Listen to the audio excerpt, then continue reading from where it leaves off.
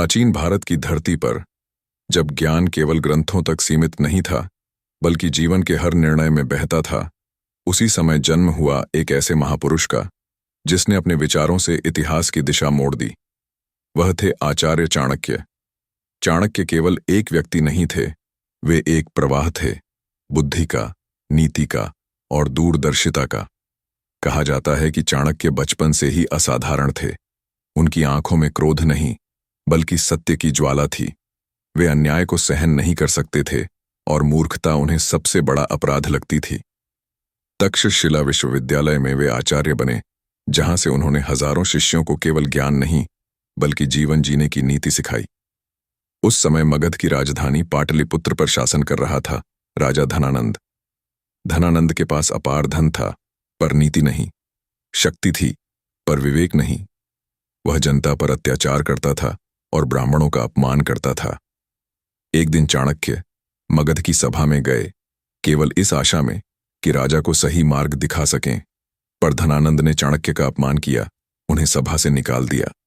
सभा से निकाले जाते समय चाणक्य ने अपनी शिखा खोलकर प्रतिज्ञा ली, जब तक इस अत्याचारी का अंत नहीं हो जाता तब तक मैं अपनी शिखा नहीं बांधूंगा।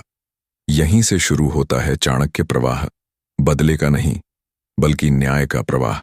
चाणक्य जानते थे कि शक्ति केवल तलवार से नहीं आती, वह नीति और बुद्धि से आती है। उसी प्रवाह में उनकी मुलाकात एक साधारण से बालक से हुई, चंद्रगुप्त। बालक साधारण था पर उसकी आंखों में नेतृत्व की चमक थी। चाणक्य ने उसी क्षण पहचान लिया कि यही बालक भविष्य का सम्राट बनेगा। उन्होंने चंद्रगुप्त को अपने संरक्षण में लिया और वर्षों तक उसे नीति, युद्ध, कूटनीति और आत्मसंयम सिखाया।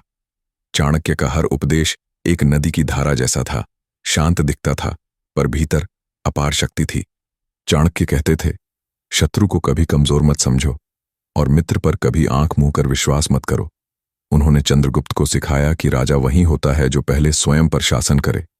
धीरे धीरे चंद्रगुप्त एक योद्धा ही नहीं, एक नीति पुरुष बनने लगा। यह सब चाणक्य प्रवाह का परिणाम था। उसी समय भारत पर विदेशी आक्रमणों का संकट भी था। सिकंदर का प्रभाव अभी बाकी था।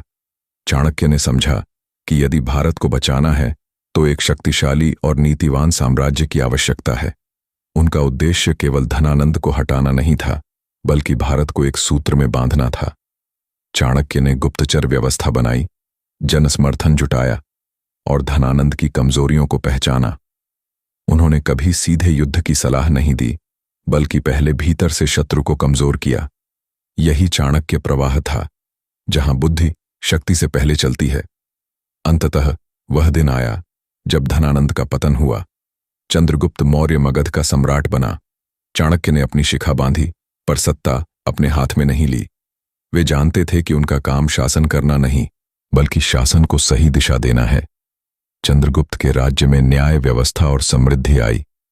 चाणक्य ने अर्थशास्त्र की रचना की, जो आज भी राजनीति और प्रशासन की रीढ़ मानी जाती है। उसमें उन्होंने स्पष्ट कहा, राजा का सुख प्रजा के सुख में है और राजा का दुख प्रजा के दुख में।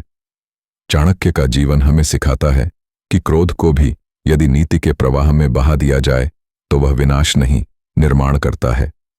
वे कभी राजा नहीं बने पर हर राजा उनके विचारों से बना। यही है चाणक्य प्रवाह, जो व्यक्ति को सोचने पर मजबूर करता है, जो सत्ता को उत्तरदायित्व सिखाता है और जो बताता है कि बुद्धि यदि सही दिशा में बहे तो इतिहास बदल सकता है।